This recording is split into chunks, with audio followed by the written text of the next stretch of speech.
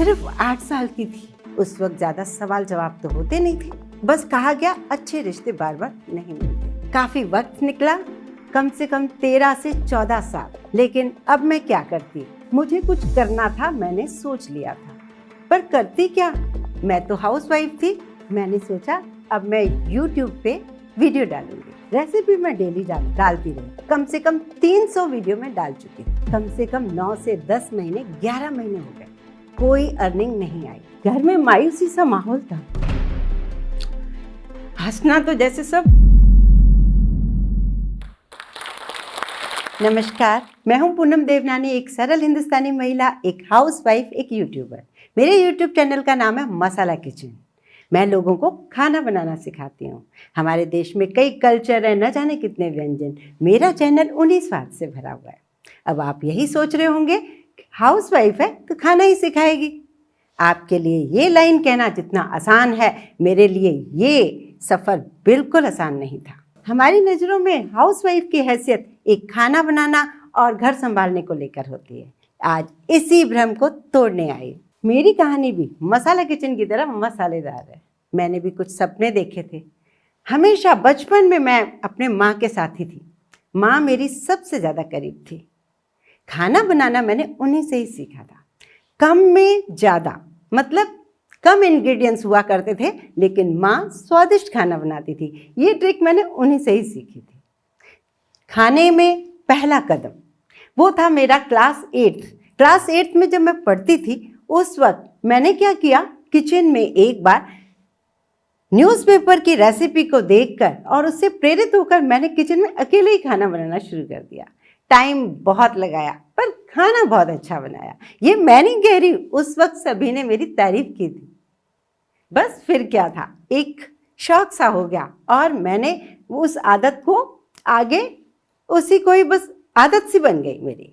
अब जब भी मैं उस कटिंग्स को संभाल के रखती और किताबों के साथ पढ़ाई भी करती, लेकिन किचन में नए नए एक्सपेरिमेंट भी करती। अब क्या मेरे सपने पूरे हुए। जब मैं छोटी सी थी, पापा के बहुत करीब थी, सिर्फ 8 साल की थी, तब मेरे पापा इस दुनिया से चले गए।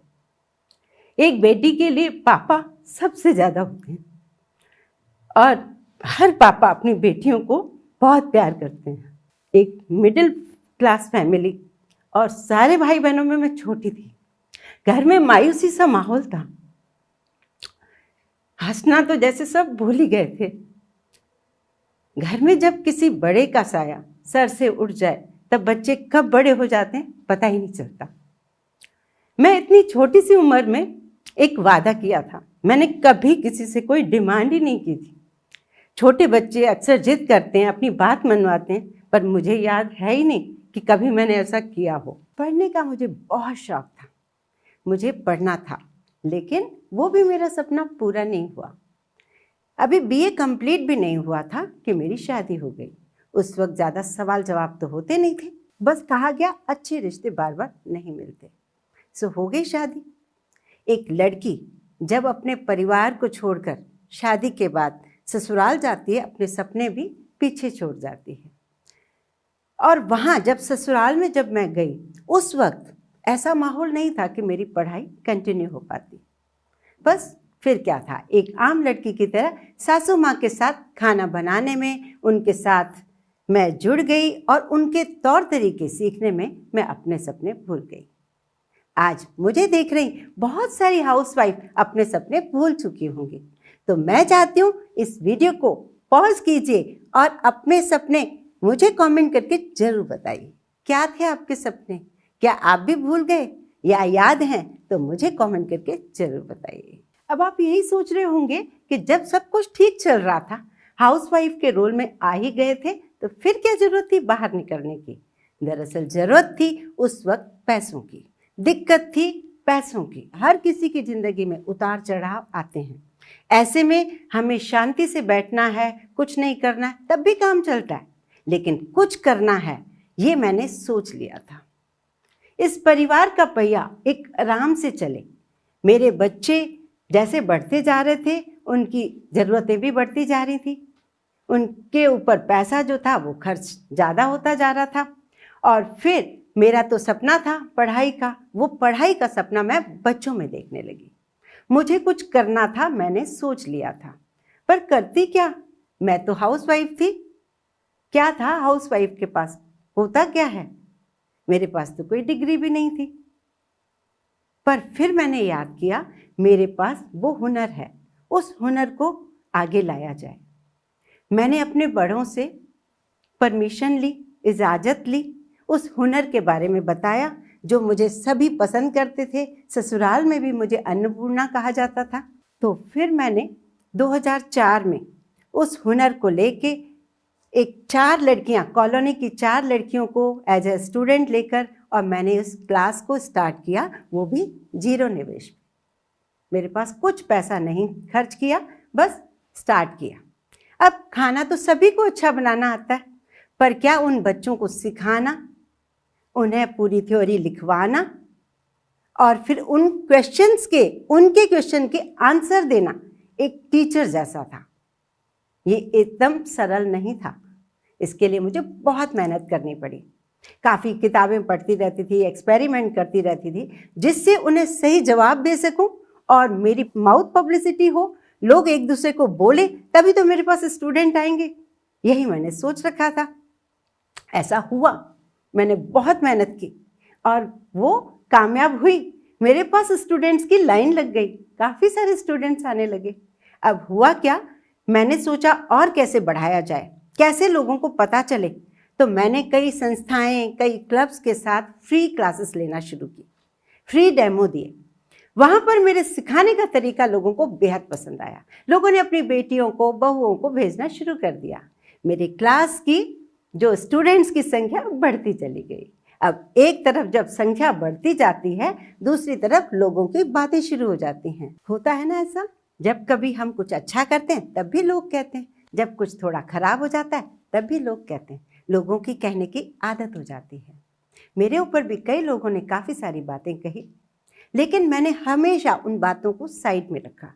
मुझे लगता है ईश्वर ने कान साइड में इसीलिए दिए हैं कि सारी बातों को, बुरी बातों को साइड रखो, बस आप मेहनत करते जाओ, आपकी मेहनत रंग लाएगी। यही मैंने सोचा और मैंने काफ़ी उस पर काम किया। मैंने एक बच्चों की डिमांड के हिसाब से मैंने पैकिंग की भी क्लास स्टार्ट की। पैकिंग मतलब जो शादियों में जो हम साड़ियाँ देते हैं, जो हम गिफ्ट्स देते हैं, उन्हें अच्छे से यदि पैक करके हम देते हैं तो उसकी वैल्यू बढ़ जाती है। तो वो काम मैंने स्टार्ट किया। अब दिन में 6 से 8 घंटे मैं क्लासेस लेती, बाद में रात को मैं ये पैकिंग करती, और इतना पसंद आया लोगों को ये पैकिंग का काम। लोग पूरा का पूरा शादी का सामान मुझे छोड़ के चले जाते थे और मुझे खुद भी नहीं पता होता था कि मैं इसमें बनाने क्या वाली हूँ, क्योंकि मैंने कोई ऐसे प्रोफेशनल कोर्स नहीं किया था। बस मेरे दिमाग में जो आता था मैं उसमें क्रिएटिविटी करती रहती थी। लोगों को बेहद पसंद आता था, सब कुछ अच्छा चल रहा था। जिन संस्थाओं में मैंने फ्री क्लासेस लिए थे, आज वो संस्थाएं मुझे एज ए जज बुलाते थे और पेपर में फ़ोटो आते थे। मेरे हस्बैंड की आदत थी, उन पेपर को 3-3, 4-4 पेपर को लेकर आते थे। उन पेपर की कटिंग्स को काट कर, मेरे फ़ोटोज़ को काट कर संभाल के रखते थे। मेरी फैमिली ने, मेरे बच्चों ने मुझे बेहद प्यार किया और हमेशा सपोर्ट किया। हर छोटी छोटी बात में मुझे वो बहुत ज़्यादा समझाते थे, बताते थे और मैं आगे बढ़ती गई। एक बात और बताऊँ आपसे, जिस गवर्नमेंट कॉलेज में मेरी पढ़ाई अधूरी छूटी थी, उस गवर्नमेंट कॉलेज की फैकल्टी ने as a home science period में मुझे कुछ क्लासेस लेने के लिए कहा और मैं गई, वहाँ पे क्लासेस लिए। मुझे उन्होंने एक एनवेलप पकड़ाया। मैं ये नहीं लेना चाहती थी क्योंकि मैंने कभी भी किसी से पैसे नहीं लिए थे। उन्होंने कहा ये मैं नहीं दे रही आपको, हमारी गवर्नमेंट जो कॉलेज में वो कहती है कि किसी भी आप फैकल्टी को बुलाओ और उन्हें ये पैसे दो, ये आपका हक बनता है, ये आप लीजिए। वो मैंने इतना प्राउड फील किया था उस वक्त कि जिस कॉलेज में मैं खुद नहीं पढ़ सकी, वहाँ जाके मैंने स्टूडेंट्स को पढ़ाया। ये बहुत बड़ी बात है मेरे लिए। इससे ज़्यादा मुझे क्या चाहिए था। बस काफ़ी वक्त निकला, कम से कम 13 से 14 साल। 2004 में मैंने स्टार्ट किया था, आज 2017 था। उस वक्त कहते हैं ना, जब सब कुछ ठीक चल रहा होता है, एक टर्निंग पॉइंट आता है। मेरे बच्चों को भी डिग्रियां मिल गई, जो मैं चाहती थी वो हुआ, सब कुछ हुआ। मेरा परिवार का जो पहिया था वो भी बड़ा आराम से चल रहा था। लेकिन एक टर्निंग पॉइंट आया ये कि मेरी तबीयत खराब होने लगी, मेरे पैरों में स्वेलिंग आने लगी। लंबा टाइम सुबह से शाम तक खड़े रहने की वजह से पता नहीं कहाँ से वो एनर्जी आती थी कि मैं खड़ी रहती थी, काम करती थी, लेकिन अब साथ नहीं हो रहा था, पैरों में स्वेलिंग आ रही थी। लेकिन इस हुनर को मैं पीछे छोड़ना नहीं चाहती थी। क्या करती, मेरे कई स्टूडेंट्स के फ़ोन आते थे कि आंटी आपसे सीखकर हमने क्लासेस शुरू की है। आज भी कई जगह पे है, चंडीगढ़, दिल्ली, मुंबई में भी है, थाने में और भोपाल में भी है। कई जगह बच्चों ने, स्टूडेंट्स ने खोले हैं क्लास। मुझे सबसे ज़्यादा खुशी इस बात की होती है।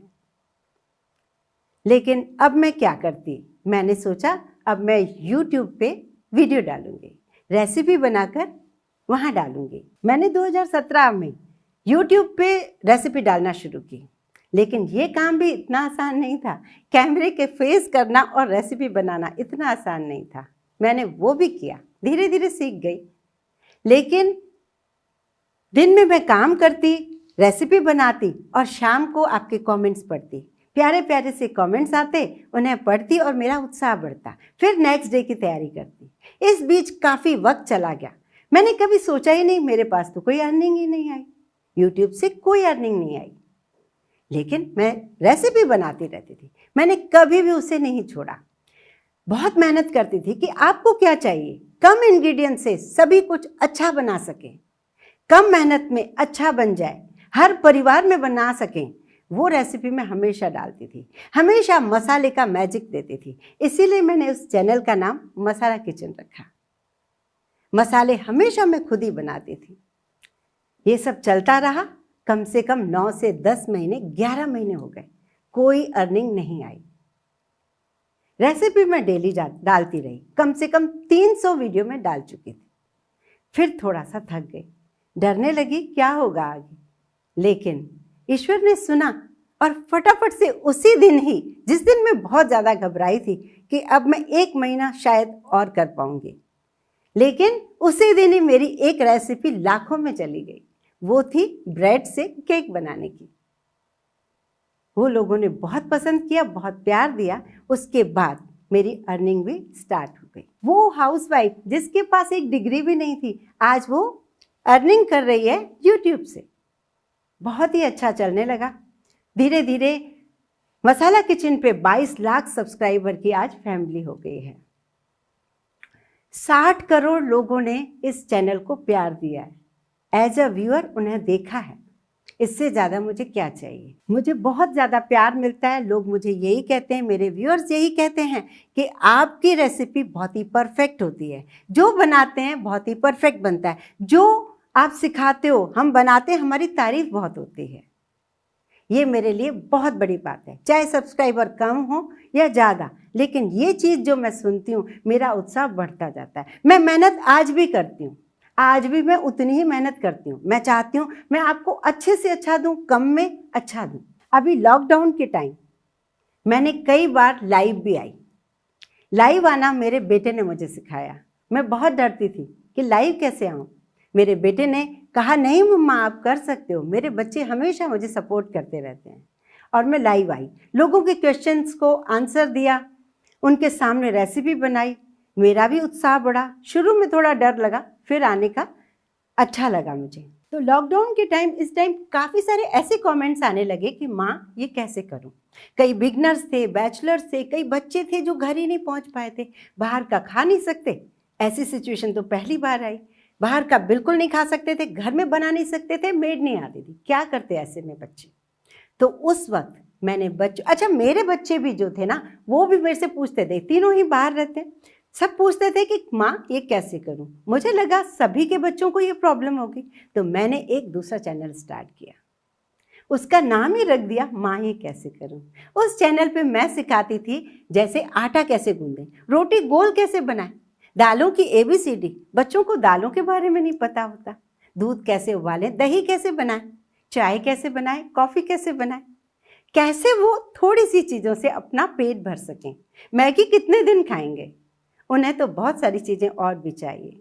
तो इसलिए मैंने इस चैनल को स्टार्ट किया। सिर्फ 6 से 7 महीने हुए हैं इस चैनल को स्टार्ट किए हुए। आप सबका प्यार मिला, आज 5 लाख से ज़्यादा सब्सक्राइबर हैं। आज एक बिना डिग्री वाली हाउसवाइफ एक बिजनेस करना शुरू कर गई। बस धीरे धीरे ये कहानी यहाँ ख़त्म नहीं होती है, मुझे और करना है। अभी तो मैंने सिर्फ 2 सीढ़ी चढ़ी है, मुझे और भी आगे करना है। ये आपकी हिम्मत देगी, आपका उत्साह, आपके कमेंट्स के थ्रू मुझे जो उत्साह मिलता है और मेरी मेहनत ये आगे मुझे ले जाएगी, मेरा ऐसा विश्वास है। और मैं आप सबसे ये रिक्वेस्ट करूंगी, सारे पेरेंट्स से ये रिक्वेस्ट करूंगी, अपने बच्चों को आगे आने दें। और जो हाउसवाइफ हैं, जिन्हें कुछ नहीं आता, डिग्री नहीं है तो क्या हुआ, अगर उनके पास कोई हुनर है, अगर वो कुछ करना चाहती हैं तो उन्हें आने दें, उनका उत्साह बढ़ाएं। और मैं उन हाउसवाइफ से भी रिक्वेस्ट करूंगी कि उम्र कोई नहीं होती सीखने की, कोई ऐसा कुछ नहीं है कि हम बचपन में नहीं सीखे आज नहीं सीखेंगे। सीखने की कोई उम्र नहीं होती। आपका हुनर आपको कहाँ ले जाएगा आपको पता भी नहीं चलेगा, लोगों की भीड़ से आपको अलग दिखाएगा। आप शुरुआत तो कीजिए, कोई भी काम छोटा या बड़ा नहीं होता, आप करके देखिए, लोगों की बातों को साइड रखिए, बस स्टार्ट कीजिए। एक कदम आप आगे रखेंगे, आपकी दुनिया बदल जाएगी। मेरा विश्वास है। आप ये सब कब कर रहे हैं, कब ये स्टार्ट कर रहे हैं, मुझे कमेंट करके जरूर बताइए।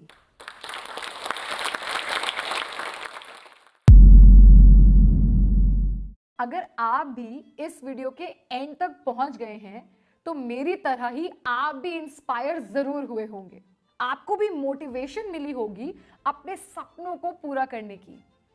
दोस्तों, सपने तो हम सभी देखते हैं, लेकिन हम में से कुछ ही लोग अपने सपनों को पूरा करने में सक्सेसफुल हो पाते हैं। मैं आपको बताना चाहती हूं कि जो भी इंसान अपने गोल्स को अचीव करने में सक्सेसफुल होता है, उन सभी में कुछ कॉमन स्किल्स होती हैं, जैसे कि अच्छी कम्युनिकेशन स्किल्स, जो कि स्पोकन इंग्लिश से आती हैं। और दोस्तों, हम सभी इस स्किल को मास्टर करके अपनी लाइफ में आगे बढ़ सकते हैं जोश स्किल्स ऐप के साथ। इस ऐप में हम 1 by 1 वोकैबुलरी के नए वर्ड्स, ग्रामर प्रैक्टिसेस, रीडिंग और राइटिंग प्रैक्टिसेस के साथ साथ अपने जैसे अन्य हजारों स्टूडेंट्स के साथ ऑनलाइन इंग्लिश में लाइव बात करके अपनी इंग्लिश को वर्ल्ड क्लास बना सकते हैं। आज ही अपनी सक्सेस की तरफ पहला कदम लें, भारत के नंबर 1 स्पोकन इंग्लिश ऐप जोश स्किल्स के साथ।